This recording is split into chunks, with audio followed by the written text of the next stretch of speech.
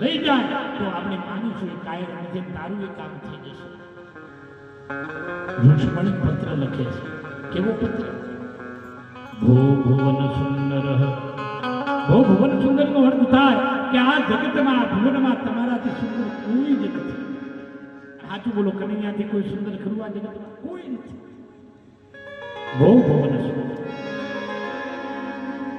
હું રુક્ષ્મણી, મારે બીજા કોઈ રાજા જોડે લગ્ન કરવા નથી. આ જગતના રાજાઓ કામી છે, ક્રોધી છે, લોભી છે. મને આ જગતમાં હે પ્રભુ તારા સિવાય કોઈ પુરુષ મને ગમતો નથી. કાલે મારા લગ્ન છે. તમને કદાચ એમ પણ થતું હશે કે હું નિર્લજ બની અને પોતે પત્ર લખી તમને જાણ કરું છું. તમે પણ મને ઓળખતા નથી. હું તમને ઓળખું છું ખરી, પણ મેં તમને કોઈ દી જોયા નથી.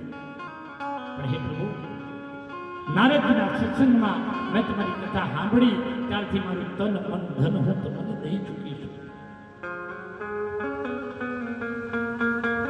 તમે મારું હરણ કરજો. મારા પિતાની આજ્ઞા છે કે મારા લગ્ન તમારી હારે થાય.